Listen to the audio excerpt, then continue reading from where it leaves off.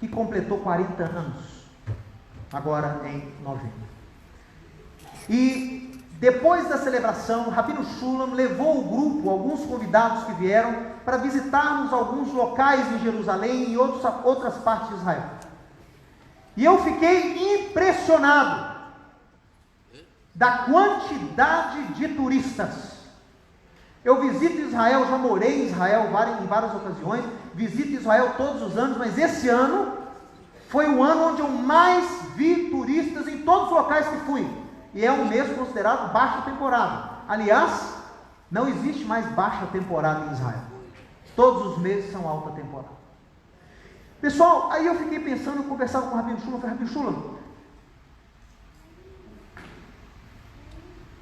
as autoridades de Israel, elas estão vendo esse fenômeno e elas estão felizes, porque abençoa a economia de Israel, abençoa a indústria do turismo, abençoa a população local. Mas eu dizia ao Rabino Shulam, será que esses líderes, será que esses políticos, será que esses rabinos que se beneficiam dessa visita de milhões e milhões de cristãos todos os anos lá em Sião, será que eles entendem que esses cristãos, qual é o motivo que leva esses cristãos a visitarem Israel? Qual é o motivo que leva esses discípulos de Cristo a investirem, a sacrificarem suas finanças para pisarem na terra que o seu Salvador pisou? Será que os rabinos de Israel, será que os políticos entendem quem é que dá a essas pessoas a motivação, o amor para estarem aqui conosco? É Yeshua. Yeshua é o motivo que faz com que você se aventure a visitar Israel.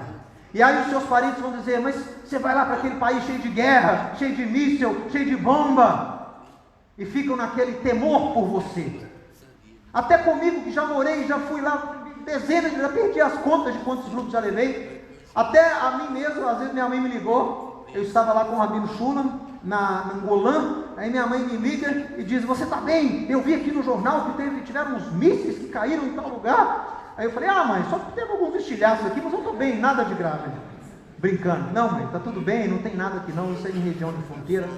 Mas irmãos, este movimento de amor a Israel, de reconexão a Israel, de redescobrir a sua verdadeira herança como enxertado em Israel, isso está no mundo inteiro. Os cristãos vão a Israel sem saber por que estão indo, mas porque sentem um desejo lá no espírito de se reconectarem àquela terra. E enquanto estão lá, quem já foi a Israel aí pode testemunhar do que eu estou dizendo, quando você está lá, algo acontece. Algo acontece. Deus fala com os homens em qualquer lugar do planeta. Deus ouve oração em qualquer lugar do mundo. Mas lá foi o local que Ele escolheu para fazer a habitação do seu nome para sempre. Lá foi o local que Ele escolheu para manifestar a sua glória para o mundo. Algo especial. Deus responde a oração de Salomão lá em Crônicas, disse, olha, eu vou ouvir a oração de arrependimento que se fizer aí, nesse lugar, porque estarão abertos meus olhos e ouvidos ao clamor que sair daqui eternamente. Eu escolhi Jerusalém para a habitação do meu nome. Deus não habita em prédio algum, em local algum, mas a glória do seu nome sim. A memória, a manifestação do seu poder, sim. É o que nós chamamos em hebraico de Shekinah. É a presença de Deus, é a manifestação de Deus. Muitos falam Shekinah, né? Mas Shekinah não existe. É Shekinah. Shekinah vem de habitação. Shren em hebraico é habitar. É lá. E eu tenho visto ao redor do mundo vários cristãos de várias denominações, de vários países, todos com esse intento de se reconectar a Sião, de voltarem a Jerusalém. Pessoal, eu não sei se no Brasil você consegue enxergar, porque essas notícias não percorrem muito por aqui no meio evangélico, no meio protestante. Mas se você sai, você visita países da África, você visita países como Moçambique, como Angola, como Guiné-Bissau, até Burkina Faso. Você tem caravanas de africanos que sacrificam, pagam caravanas a Israel com animais, para poderem estarem em Sião, para poder pisar nas pedras que Deus se revelou ao mundo. Você vai no Oriente, lá há um movimento China, Coreia do Norte também, países ali do leste asiático, incluindo Japão, Taiwan, Indonésia, países que estão com recorde de número de visitas em Israel. Os asiáticos fazem agora um grande congresso messiânico. Olha só, asiáticos fazendo congresso messiânico. E é tão grande que eles não conseguem fazer num país um ano todo. Eles têm que fazer um ano em Hong Kong, um ano em Tóquio, um ano em Xangai. A China tem mais de 150 milhões de cristãos, pessoal. Você vai nas ruas de Israel, quem você mais vê em Israel? Não são americanos. Brasileiros se vê muito, mas tem um grupo que se vê mais do que o brasileiro. Chineses. Eles invadiram Israel. Eu fiz mestrado na Universidade Hebraica, metade da minha sala eram asiáticos. Filhos de pastores, doutores, que iam estudar, complementar os seus estudos na Universidade Hebraica de Jerusalém. O que está acontecendo, pessoal? É o mover do Eterno, de voltar o seu povo a Sião. No Oriente, esse movimento é chamado retorno a Sião, retorno a Jerusalém. Aqui nós chamamos de restauração das raízes da fé, mas é a mesma unção, é o mesmo Espírito. E eu tenho visto esse movimento crescer no Brasil, assim como em outros países. Mas, assim como há em todo o mover de bênção do Eterno, você tem o fruto bom, o trigo, mas ao lado começa a crescer simultaneamente o quê? O joio. E infelizmente, eu comecei a ver no nosso país, em outras nações, o joio crescendo junto ao trigo. E muito tenho me preocupado. Busquei do Eterno semanas sobre o tema ministrado nessa ocasião. E foi confirmado a mim este tema, borbulhava no meu coração. Alerte o meu povo, para não se desviar do caminho a Sião. Porque há muitos lobos fantasiados de cordeiro. Há muitos que se intitulam judeus messiânicos, líderes, teólogos, mestres, etc. e tal, que apregou um retorno, que dizem voltar a Sião, mas que na verdade estão oferecendo ao povo a solução de Jeroboão.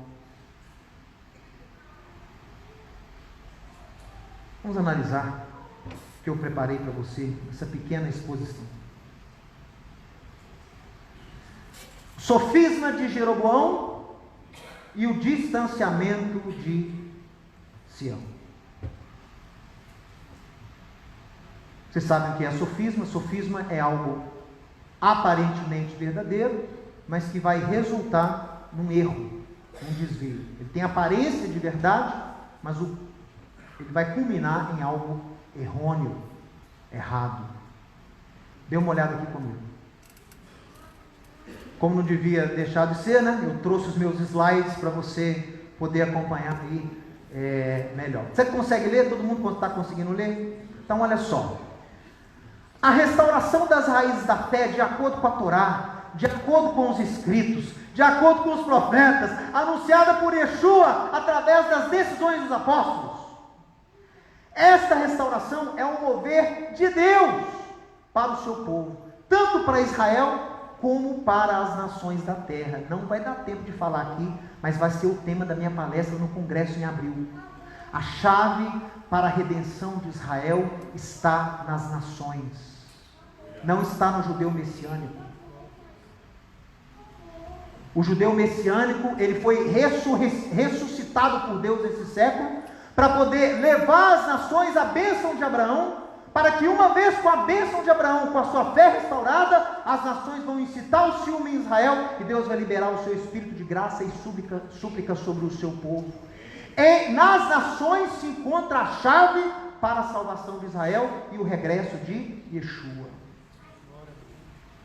Por isso que esse mover de Deus, por isso que esse mover abençoa tanto as nações, porque restaura a fé das nações em Deus, como Israel, porque as nações entrando na sua plenitude, o que vai acontecer? Romanos capítulo 11, vida dentre os mortos. E eu dou a minha vida por isso. Eu tenho dado a minha vida para anunciar a você que não é judeu, a bênção de Abraão, para ver se eu consigo incitar alguns do meu povo a conhecerem Yeshua.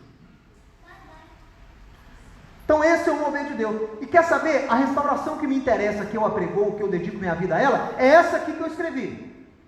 É a que foi anunciada por Moisés, é a que foi anunciada pelos profetas, é a que foi apregoada por Yeshua e a que foi decidida pelos apóstolos. Esse é o meu modelo. Mateus, então quer dizer que você é um judeu messiânico apostólico? Sou! Não romano, só apostólico. Porque esse é o modelo que nós temos nas Escrituras, é o livro de Atos, as decisões apostólicas. A Torá que Pedro apregoava, a Torá que Paulo apregoava, a Torá que Tiago apregoava, é essa Torá que me interessa. Porque eles tiveram experiência com não-judeus, eles decidiram pelo poder de Deus. Eu, como discípulo de Cristo, sou obrigado a acatar as decisões apostólicas, porque eles receberam a unção de Yeshua para isso. Yeshua chega para Pedro e fala: olha, eu vou te dar as chaves do reino. As chaves do reino, o que é isso? A chave controla quem entra e quem sai. Já era uma alusão à entrada dos gentios. E ele fala para Pedro: o que você permitir na terra, no original é permitir, será permitido no céu. O que você permitir no céu será permitido na terra. Essa é uma expressão rabínica, que significa que o que você precisar decidir, aquilo que não está claro na Torá, o que você precisar legislar, Deus estará com você, e será selado no céu e selado na terra. Não é o que ele fez lá no capítulo 15 de Atos? Não é o que ele fez no capítulo 21 de Atos? E as portas do Sheol não prevalecerão contra a minha igreja. Sabe o que significa isso? Sabe essa expressão que significa? Onde o Sheol é o local de quem? De quem está no Sheol? Os mortos. Em que ocasião da história da humanidade os mortos poderão sair? Na ressurreição, ao soar da trombeta, os mortos em Yeshua ressuscitarão.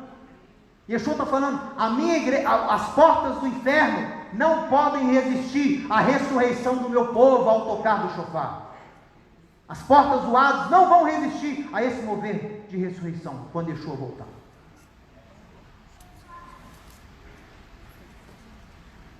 Porém, diga, porém. Sempre tem um porém, né? Naamã, homem de poder, general poderoso, chefe de várias províncias, porém leproso. O mover de Deus da restauração é algo de Deus, é algo nos quatro cantos da terra, os cristãos voltando a Sião, entendendo a sua fé, restaurando o relacionamento com Israel. Porém, já tem gente apregoando um plano B para você. Já tem gente oferecendo um atalho. Mas por aqui vai para Sião? Vai, confia em mim, nós vamos chegar lá. Porém, como todo mover da parte de Deus, surgem aqueles que irão te oferecer um plano B. Uma opção carregada de sofisma, que possui aparência de verdade, mas que vai acabar desviando o povo do caminho a ser seguido.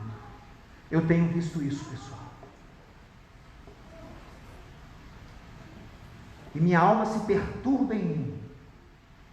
Confesso para vocês.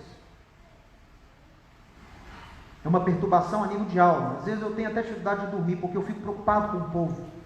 Eu fico preocupado com as pessoas. Porque os servos de Deus, eles vão buscando esse retorno de forma sincera. E aí chegam esses aproveitadores e desviam pessoas bem intencionadas do caminho a ser seguido. Muito tem me preocupado. Os movimentos que eu tenho visto chegar aqui no Brasil, e vem de fora, né? Tudo que é ruim vem de fora.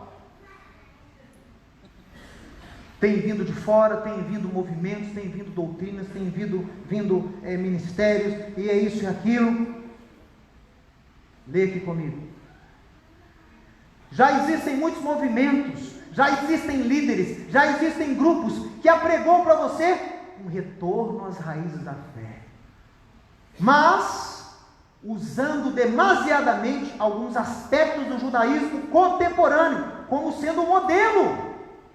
desse retorno. Eu pergunto a você que está aqui hoje: seria esse mover da restauração baseado em mistérios revelados na religião judaica? Seria o judaísmo contemporâneo dos nossos dias o padrão que os profetas e os apóstolos estabeleceram para que os gentios entrassem na sua plenitude? Seria? Estaria esse movimento baseado no conhecimento que os gentios têm que ter de Midrash, história do Talmud, Kabbalah e outros ritos? Será que gentios, copiando o judaísmo moderno, farão ciúmes em Israel?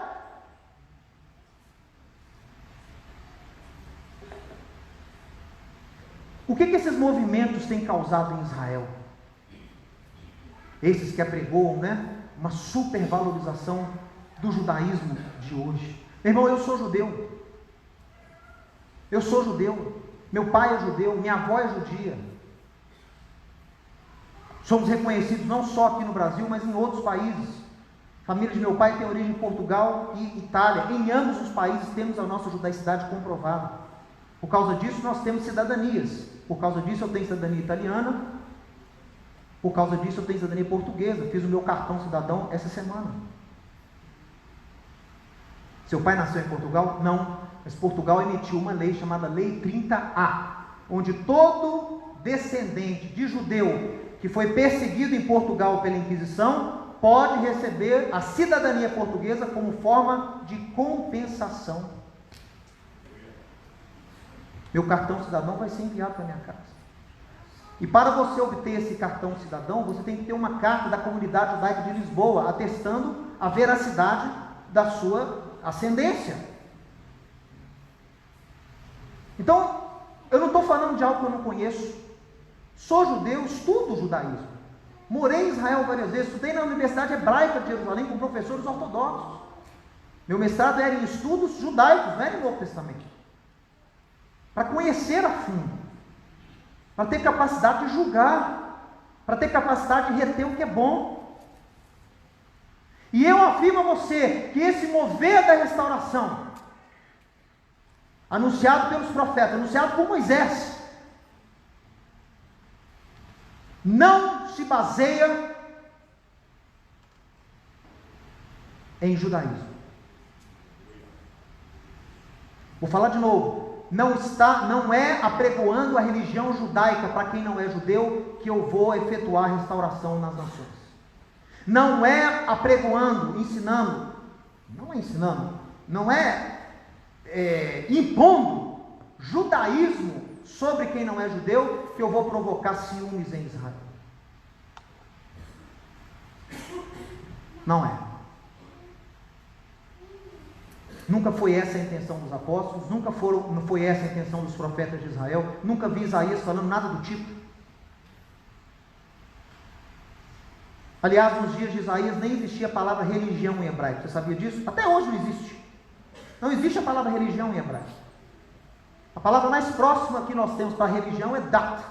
Dat quer dizer lei. Nem isso o hebraico tem. Porque Deus nunca criou uma religião para o seu povo. O seu povo tinha a vida determinada por leis e mandamentos dos céus, que em alinhamento com uma fé e amor pelo Eterno, separavam o povo para Deus. Não estou apregoando aqui contra o judaísmo, não é isso. Eu sou judeu e é claro que eu pratico aspectos bons do judaísmo.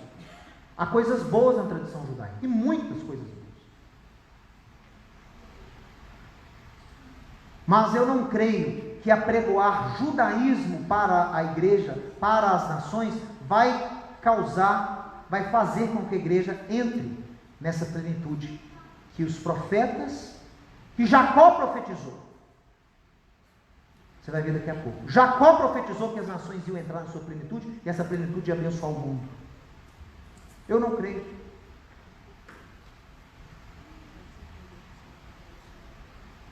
Preste atenção.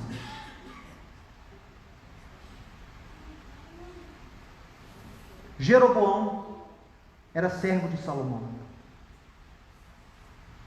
Nos dias de Salomão, Salomão viu que ele era trabalhador, que ele era eficaz, e colocou ele como chefe do serviço de toda a tribo de Efraim e Manassés.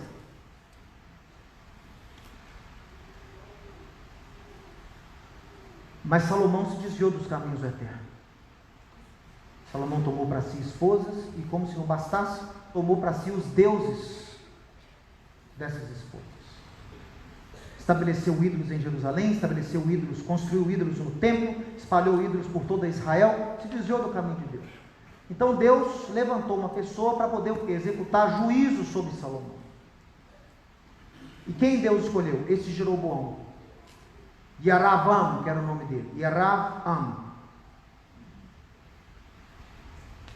Ele era da tribo de Efraim.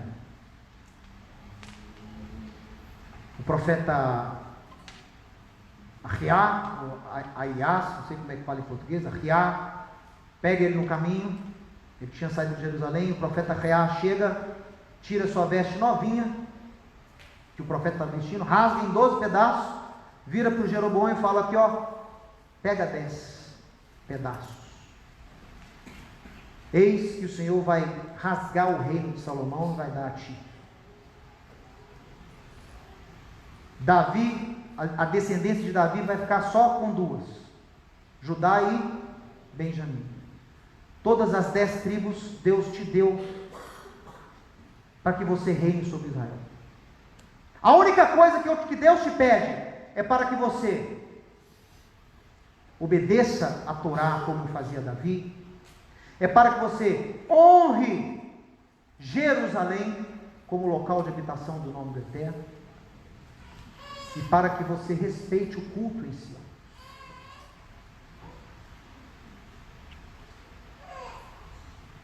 Jeroboão, por causa disso, é perseguido por Salomão. Salomão ouve essa profecia, persegue Jeroboão. Jeroboão vai para o Egito.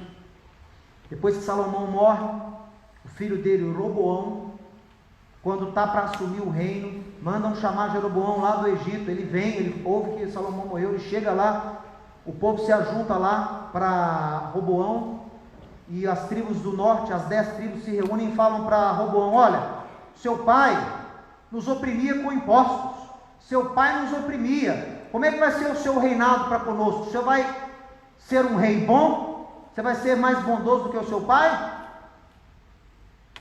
Roboão consulta dois tipos de pessoas. Ele consulta os anciãos que reinaram com seu pai. Os anciãos respondem: atenda o povo, se você servir ao povo como rei, eles te servirão. E ele, não gostando daquela opinião, ele se voltou para os jovens. E os jovens disseram: não, que servir o povo? Diga a eles o seguinte: seu pai punia com açoites, você vai punir com escorpiões, vai ser muito pior. E ele fala isso para as tribos do norte. O que você acha que aconteceu? Eles se revoltam e falam: não queremos nada com Davi, e elegem Jeroboão como seu rei.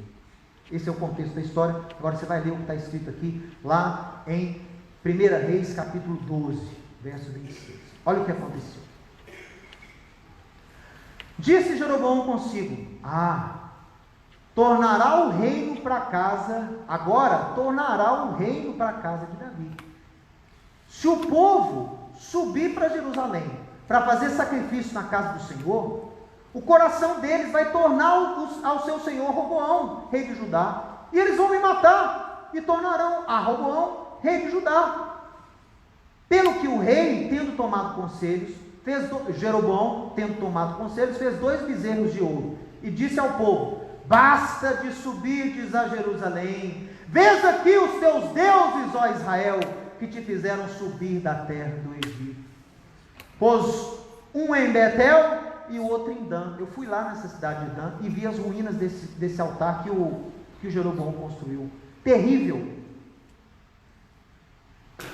No norte de Israel, no meio de uma floresta, na tribo de Naftali, que estava sendo habitada por danitas.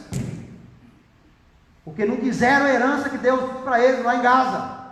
Foram buscar território lá em Naftali. Mataram pessoas inocentes e ficaram habitando lá. Então já começou tudo errado a história. Quando você rejeita a herança que Deus te dá, quando você rejeita quem você é problema. Quando você não quer a sua herança, mas quer a herança do outro, problema. E esse Jeroboão constrói um altar enorme. Eu vi as ruínas do altar, gente. E lá ele fez bezerro de ouro. Você não viu que ele fugiu para o Egito? Lá ele aprendeu a religião dos egípcios. Fez lá o deus Apis, que é o bezerro. Construiu lá o bezerro. E falou para Jerusalém, falou para o povo, para as 10 tribos: para que ir para Jerusalém e oferecer sacrifício lá? Vem aqui, ó, eu vou construir um pertinho de vocês. Fez um em Betel, um em Dan. Estes são, Israel, os teus deuses que te tiraram do Egito. As mesmas palavras que Arão falou, lembra? Quando o povo pressionou ele para fazer o bezerro de ouro, Arão largou o bezerro lá e falou: esses são, Israel, os deuses que te tiraram do Egito. Jeroboão fez a mesma coisa, mas não parou por aí não. E isso se tornou em pecado, pois que o povo ia até Dan, cada um para adorar o bezerro. Jeroboão fez também santuários nos altos, e dentre o povo constituiu sacerdotes que não eram filhos de Levi. Fez uma festa no 8º mês, no dia 15, igual à festa que se fazia em Judá, e sacrificou no altar. Semelhantemente fez em Betel e ofereceu sacrifícios aos bezerros que fizera. Também em Betel estabeleceu sacerdotes dos altos que levantara. No 15º dia do 8º mês, escolhido ao seu bel prazer, subiu ele ao altar que fizera em Betel e ordenou uma festa para os filhos de Israel. Subiu para queimar incenso. Este, meus irmãos, foi o brilhante plano B de Jeroboão. Não vão a Sião, não voltem a Sião, esqueçam Davi, esqueçam a casa de Davi, esqueçam as promessas de redenção, esqueçam isso. Eu vou prover para vocês uma alternativa.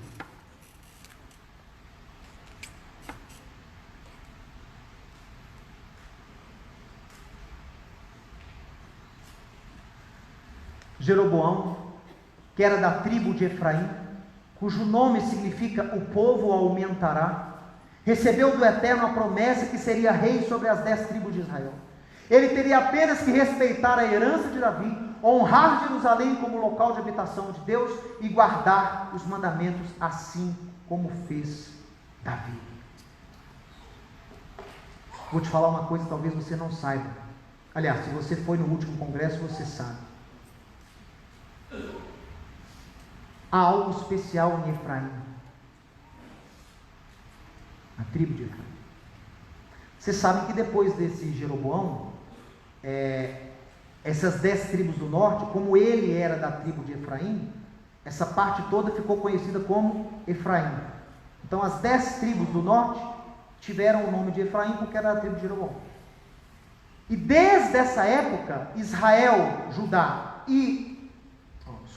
desde essa época, Judá, onde estava Jerusalém, e as tribos do norte entraram em contenda. E a Torá fala até os dias de hoje. Até os dias de hoje.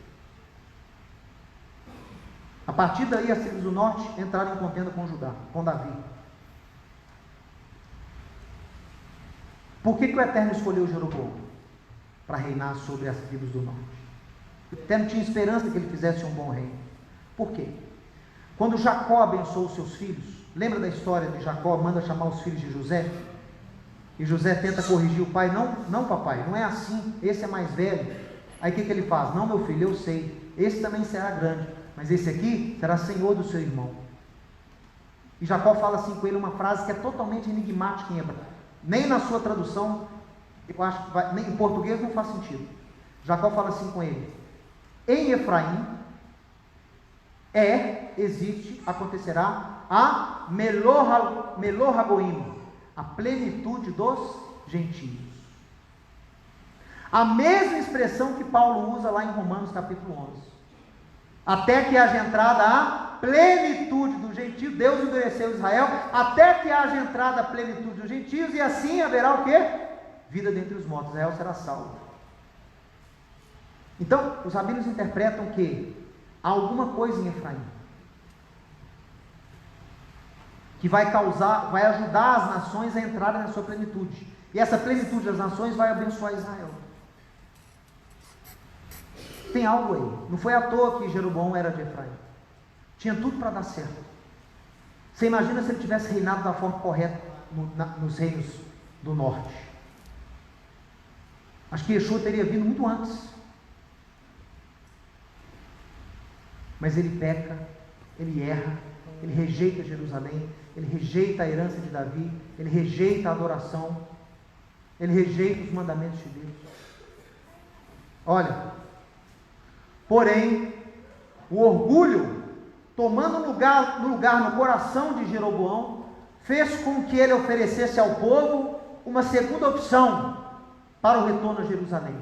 Ele cria uma espécie de Torá alternativa, ou judaísmo alternativo, com muitas regras, muitas festas, muitos sacerdotes, porém, tudo desconectado de Jerusalém e da promessa de Davi. Essa outra Torá que ele deu ao povo, ele dá também uma Jerusalém alternativa, e com o intuito de distanciar o povo da importância profética de Jerusalém e dos santos de Jerusalém. Meus irmãos, eu estou aqui essa noite para dizer a você que a Torá, o livro de Reis, o livro de Crônicas, a Torá, quando eu digo, é todo a Tanar, é profética. É profética. Não é só história. Tem gente que interpreta isso aqui como história, a simples história de Israel. Tem gente que nem lê Reis e Crônicas, acha que é muita história de rei, é rei pecando, o profeta acusando o rei pecando, o rei mata o profeta acusa o rei. Eu não quero ler isso não, é muito chato essa história de Israel. Engano seu.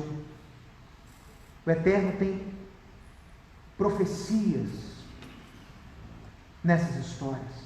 Essas histórias fazem alusões a coisas que estão acontecendo nos nossos dias, profeticamente alertando sobre perigos que viriam sobre o povo de Deus, estabelecendo padrões que não devem ser seguidos. Eu quero dizer a você, da mesma forma, muitos tentam oferecer aos que buscam um retorno às raízes da fé um plano B. Movimento da Restauração B. E veja, eu não estou com isso aqui sugerindo a você que eu sou o dono da verdade. A restauração é só com o ensinante de Sião. Hasbe Halila. Longe de mim esse pecado de orgulho e soberba. O Ministério de Ensinante de Sião é o mais humilde de todos eles que eu conheço, que apregou esse retorno. O que eu quero chamar a sua atenção é que dentro desse mover de Deus, que é fazer as nações, a igreja, voltar às origens da fé, estão surgindo movimentos maléficos ao povo de Deus, disfarçados de cordeiros. E eu tenho visto mais e mais pessoas inteligentes, indo atrás desses falsários, indo atrás desses movimentos. E meu coração se entristece. Olha, essas pessoas substituem um relacionamento genuíno com Deus por ritos, por místicas, por fábulas judaicas, forçando sobre não-judeus uma falsidade ideológica que acaba gerando confusão, contenda, divisão e destruição. Esses são os frutos.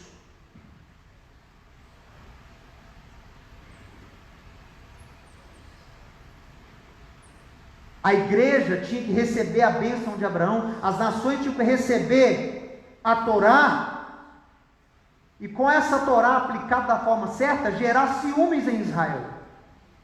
Mas muitos desses movimentos que eu estou vendo nos dias de hoje, não estão apregoando ciúmes em Israel, estão apregoando repúdio de Israel por esses trabalhos. Israel não quer passar nem, o judeu não quer passar nem perto.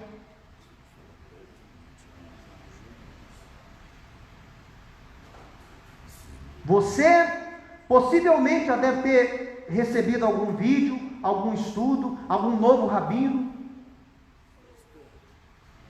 Está cheio de teólogo agora no YouTube. É um celeiro de teólogos. Eu nunca vi isso na minha vida. Cheio de teólogo. Cheio de teólogo e pouco homem. São moleques na fé. São aventureiros solitários que posam de sábios, posam de ungidos, posam de inteligentes, posam como se fossem arautos de algum mover de Deus, mas que não possuem nada. Não possuem nada por trás, não há uma congregação por trás, não há um presbitério que o abençoe por trás, não há nada. Há só engano, hipocrisia e mentira. Há movimentos aí fora que têm se multiplicado. Por exemplo, movimento chamado Efraimita. Até bom que eu estou falando aqui de Efraim. O que é esse movimento Efraimita? Movimento das duas casas.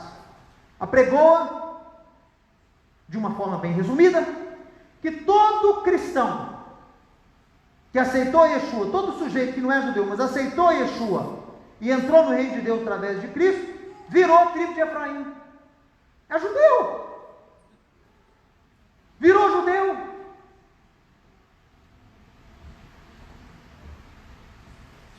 Quando eu era adolescente, a pessoa que era católica se convertia, elas diziam assim: passou para crente, fulano? Você passou para crente? Lembra disso? Quem lembra? Agora está voltando, só que passou para judeu? Virou judeu, irmão? Ô irmão, você sabia que você era judeu? Não, rapaz. Sou, e a minha tribo é Efraim. Olha que importante. Sabe até de que tribo é, né? Há outros movimentos chamados movimentos de uma lei. O que é o movimento lei única? Eles apregoam que a Torá deve ser guardada de forma igual por quem é judeu e por quem não é judeu. Eu pergunto a vocês que estão me ouvindo aqui: Yeshua, o Messias, o Filho de Deus, guardou toda a Torá? O que vocês acham? Por que não? Ele guardou sim todos os mandamentos aplicáveis a ele. Yeshua não era da tribo de Levi, então ele não guardou nada dos mandamentos exclusivos aos filhos de Levi, aos sacerdotes levitas. Ele não era levita. Yeshua não guardou nenhum mandamento relacionado a pai. Ele nunca foi pai. Não, Mateus, Yeshua é pai. Como assim ele é pai? Ele é o Deus Pai. Não, calma, não vai. Isso aí você está confuso. Ele nunca foi pai, ele nunca teve filho, então ele não guardou nenhum mandamento de pai que tem que fazer. Ele não circuncidou o filho. Yeshua guardava as leis de purificação da mulher,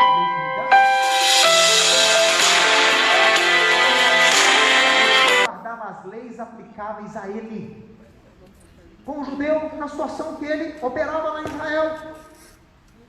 Uma Torá existe, e Moisés confirma isso em Êxodo capítulo 12. Há uma Torá só, mas são muitos povos. Em Israel você tem judeu, levita, sacerdote, israelita, pai, mãe, chefe, servo. Cada um tem leis.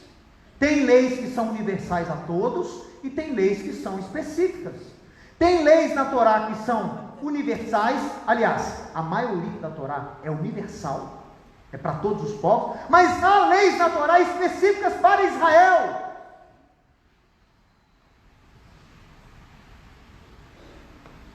E esse movimento prega, não, todo mundo tem que guardar a Torá igual.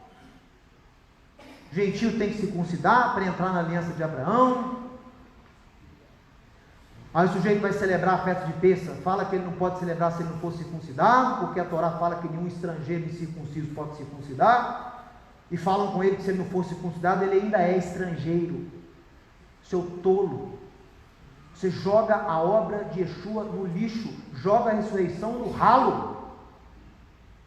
Se os profetas anunciam que através do Filho de Deus, se Miqueias apregoa, se Oséias apregoa, se Isaías apregoa, que o sacrifício do Filho de Deus uniria pelo seu sangue, pelo seu sacrifício, pela sua obra, povos seriam unidos a Israel. Não via circuncisão, via a obra do Messias. Essa é a beleza da vinda de Yeshua, trazer as nações de volta para Deus pela fé, não pela obrigatoriedade, não pela circuncisão, não pela adesão ao judaísmo. Então são esses movimentos que eu tenho visto acontecendo ao redor do mundo, e são movimentos que são desconectados de outros judeus messiânicos. Às vezes as pessoas falam comigo, por que você sempre fala que o ensinante de Sião é filiado, é reconhecido? Meu irmão, eu não faço questão de nada disso. Eu falo essas coisas para a sua segurança, para você saber de quem você está ouvindo, de quem você está bebendo. Eu não opero sozinho, eu não sou um lobo solitário. Eu sou conectado a milhares de outros judeus, discípulos de Yeshua, no Brasil, no Israel, nos Estados Unidos e no mundo. Eu presto contas. Eu me reúno anualmente com todos eles. Discutimos, oramos. Somos uníssonos em tudo? Não. Claro que não. Você não ouviu a história do judeu que foi encontrado numa ilha deserta? Ficou lá, naufragou o navio, ele chegou nadando numa ilha, e chegou lá, ele veio o resgate, aí com os materiais que ele achava na ilha, ele construiu uma casa, se virou ali.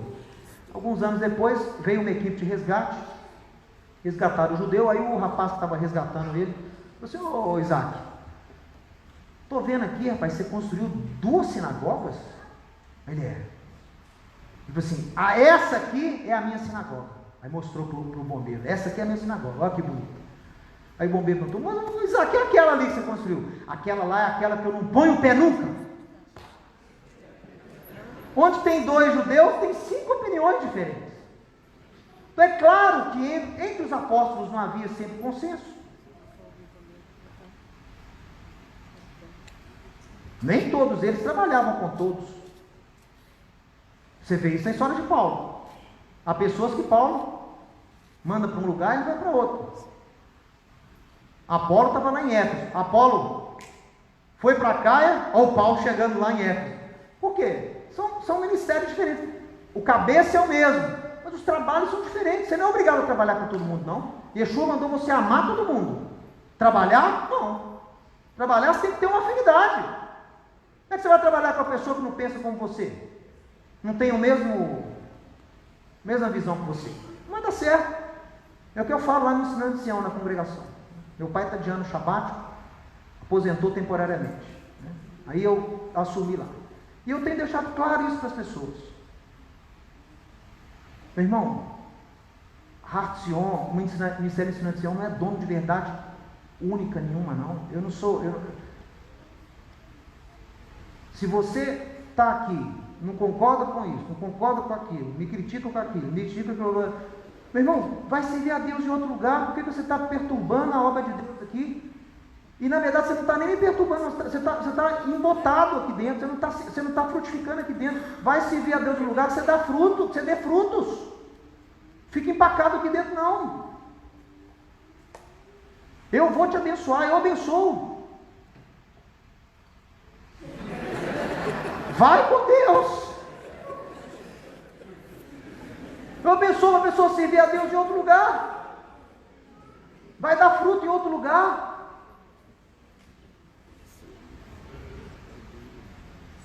Então, meus irmãos, nós temos essa convicção. Eu vou agora em janeiro, se eu até me permitir, uma conferência só de líderes judeus messiânicos, onde nós vamos discutir. E o Ensinando de Sião está tentando mostrar para eles essa importância aqui do judeu messiânico, para provocar, para poder levar as nações à plenitude. Porque na maioria do mundo o judeu messiânico não está preocupado com a igreja, não. Eles querem ficar ali só com judeus, a congregação deles só entre judeus e tal. E nós temos levado essa palavra, o alerta. Peraí, esse foi o exemplo de Paulo? Esse foi o exemplo de Pedro? Esse foi o exemplo dos apóstolos lá em Jerusalém? Não. Eles legislavam, eles ajudavam, eles corrigiam, eles mandavam em fé, eles mandavam Paulo, mandavam Barnabé, mandavam Silas. Eu não vejo o judeu messiânico lá no primeiro século virando as costas para o gentio, não. Eu vejo eles lá servindo, ajudando, doutrinando. O que você acha que é metade do Novo Testamento? São cartas de Paulo doutrinando não judeus. Que judeu messiânico hoje que está viajando o mundo todo ensinando a igreja? São poucos, você conta nas mãos. Anteontem recebi um de Jerusalém lá no nosso museu. Chamaram ele para palestrar lá na Batista da Lagoinha, lá em Belo Horizonte. Judeu de Jerusalém, messiânico, homem de Deus. Conheci ele em 1998. Ele falou: quero conhecer, quero estar com vocês. É igual Paulo, quando chegava em uma cidade, o primeiro lugar que ele ia, ele ficava com os discípulos e ia à sinagoga. Nos visitou. Há uma comunhão, pessoal. Há uma unidade. Apesar de ter coisas que nós não concordamos em tudo, mas há uma unidade. Você chegar em qualquer lugar do mundo, eu não falo isso com nenhum orgulho, eu falo isso com toda humildade diante de Deus. Você pode chegar em qualquer lugar do mundo, onde há comunidades judaico-messiânicas estabelecidas sérias, pergunta lá quem é Ensinando de Sião. Pergunta lá o que é Ensinando de Sião. Às vezes as pessoas me perguntam: estou indo para o Canadá, estou indo para Toronto, estou indo para Nova York, estou indo para a Alemanha, estou indo para o quê? Você recomenda alguma congregação? Recomendo. Porque nós estamos nesse círculo. Posso te indicar uma congregação que eu conheço o líder.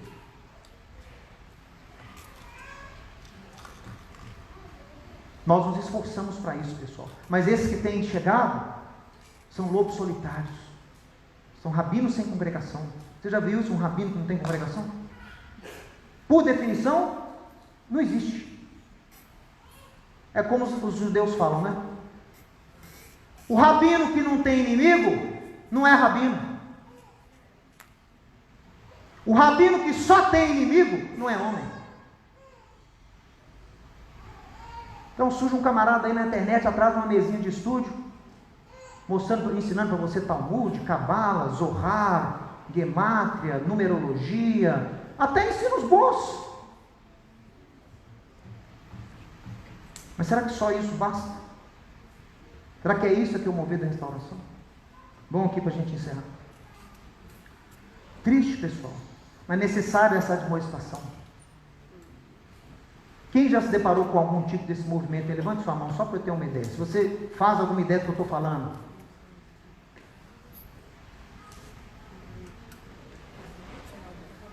Esses líderes que se apresentam como judeus messiânicos, conduzem as pessoas ao sectarismo, à soberba, e alimentados pelo amor ao poder, ao controle e às riquezas.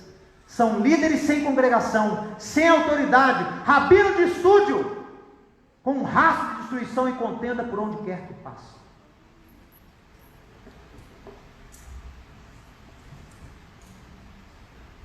Tem frutos, mas são frutos de morte. Você vai seguindo o caminho da pessoa, você vai ver só confusão e contenda por onde ele passa.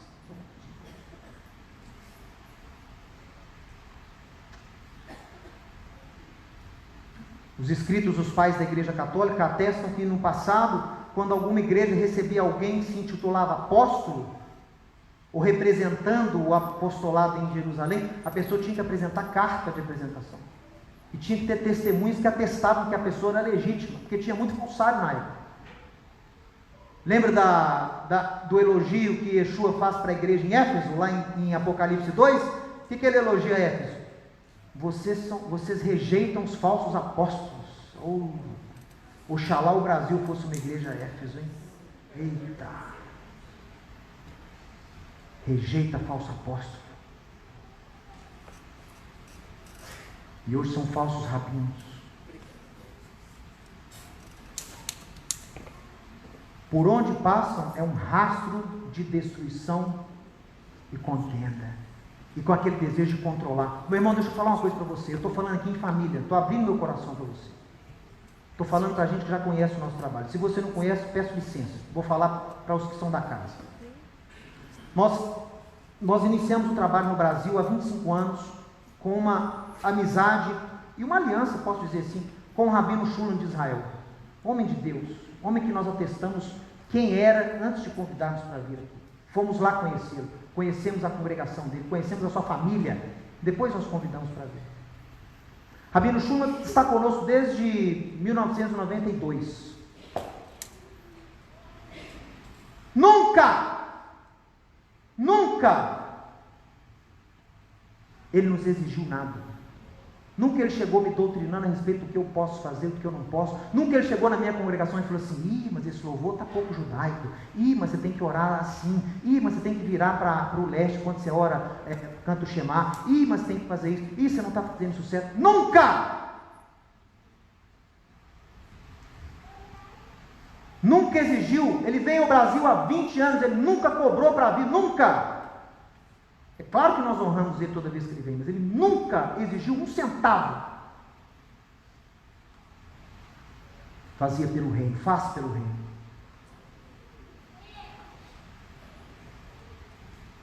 Não tem interesse em controlar, não tem interesse em expandir, em crescer, em ter poder, controlar os outros, manipular, dominar, criar denominação. Nunca. Se o Rabino Shulam quisesse, ele seria o rabino mais rico do planeta hoje, nesse ano.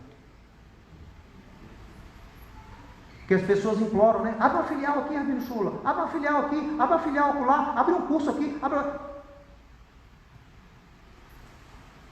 Um homem que viaja o mundo todo, um homem que é o maior, escute aqui, eu conheço esse meio, é o maior teólogo vivo dos nossos dias. Você vai na congregação dele, desse tamanho aqui, ó. Pessoas humildes. Você vai lá no dia de semana, está o Rabino Shulam no hospital, ele vai estar num asilo, ele vai estar comprando alimento para distribuir para os pobres, ele vai estar ensinando jovens. Esses são os líderes que produzem bons frutos, esses são os líderes que você deve seguir. Não pelo que ensinam. Eu sim aprecio muito o ensino do Rabino Shulam, mas não foi isso que me fez me conectar a ele, foram os frutos dele. Foi quando eu fui lá em Jerusalém e vi a obra de suas mãos. Foi quando eu fui na Alemanha e vi os seus discípulos. Foi quando eu fui na Finlândia e vi os seus discípulos. Foi quando em Hong Kong foi apresentado aos seus discípulos. Estados Unidos, Itália e outros países. Eu vi o fruto. E o fruto é bom. O fruto é de vida. Melhora a vida das pessoas. Aproxima, famílias são restauradas. Melhora o amor do crente pelo seu irmão, pelo seu próximo.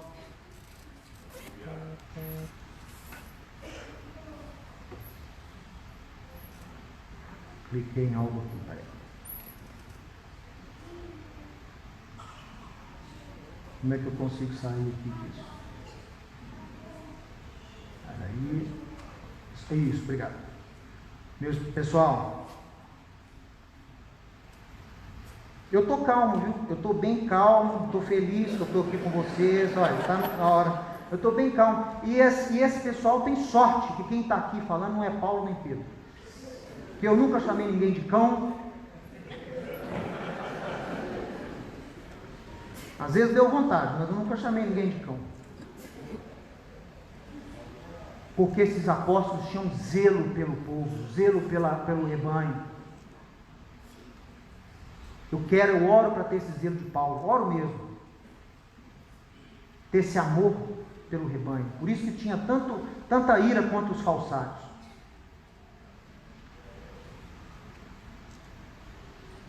E quando é gente que às vezes não atua no mesmo ministério, mas tem bons frutos, não tem problema nenhum. É igual Paulo fala com Apolo, né? Um semeia, o outro colhe. Amém. Bobagem você ficar, eu sou de Apolo, eu sou de Paulo. Os dois estão agindo no trabalho de Deus. Apolo tinha bons frutos e Paulo tinha bons frutos. Não atuavam igualzinho, mas tinha espaço para os dois. Sempre tem no reino. Sabe o que está acontecendo? Está cheio de filhos de... Como é que chama aquele judeu lá, sacerdote, que os filhos imitaram Paulo? Sevas. É uma geração de filhos de Seva.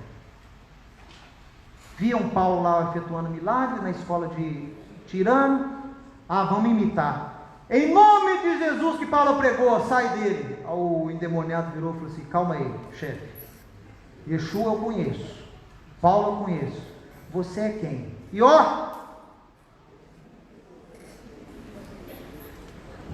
porque imitam a unção, querem imitar o poder,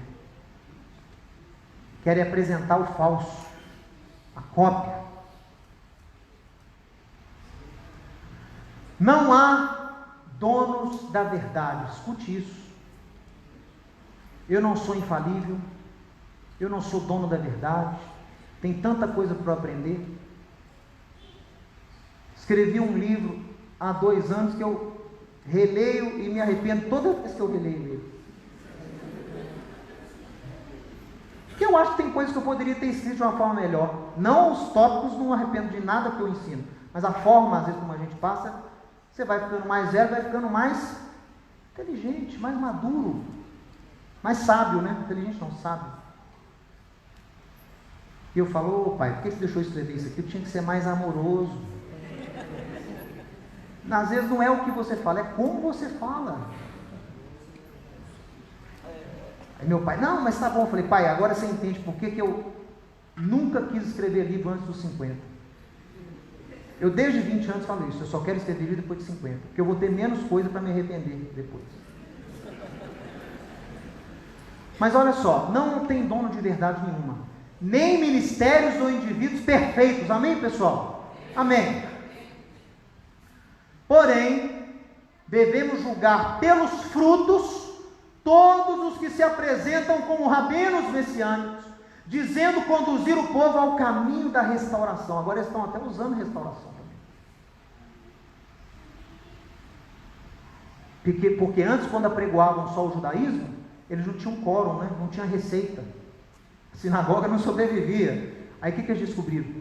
Para alcançar a igreja tem que usar palavras como restauração, raiz da fé. Antes, apedrejavam o estudante de Sião. Estudante de Sião tem negócio de restauração de igreja. Estudante de Sião mexe com a igreja, eu mexo com o judeu. Agora está todo mundo falando de restauração. Todo mundo indo pregar em igreja. Então eu falo com você o seguinte: olha, julgue, pelo amor de Yeshua, julgue. Não a pessoa em termos de condenar, mas julgue o ensino, julgue os frutos. Yeshua mandou julgar pelos frutos. Julgue pelos frutos todo mundo que fala que é rabino, messiânico. Todo mundo fala que está te ensinando Bíblia. Devemos julgar pelos frutos todo o trabalho ou ministério que clama sobre si a responsabilidade de retornar a Sião e às raízes da fé. Se aplicarmos o princípio de Yeshua e dos profetas, não seremos mais enganados por aqueles que possuem voz de Jacó. E ensina bonito, sabe hebraico. Tem uns que eu assisto até choro. Eu falo: gente, mas que locução, que eloquência. Se eu tivesse nascido assim com esse dom da palavra, estaria recebendo muito menos crítica. Falam bem, falam hebraico, né? Falam aramaico. Eu não falo aramaico. Falam aramaico, discorrem sobre o Talmud, acham citações lá que eu nunca vi no Talmud. Como é que a pessoa descobriu isso aqui? A voz é de Jacó. As mãos, os frutos, o legado, o rastro é de Esaú. As pessoas caem no engano porque são seduzidas pela voz de Jacó, mas não querem apalpar as mãos peludas. A sua está peluda. Pegou? Peraí. a borda de Jacó.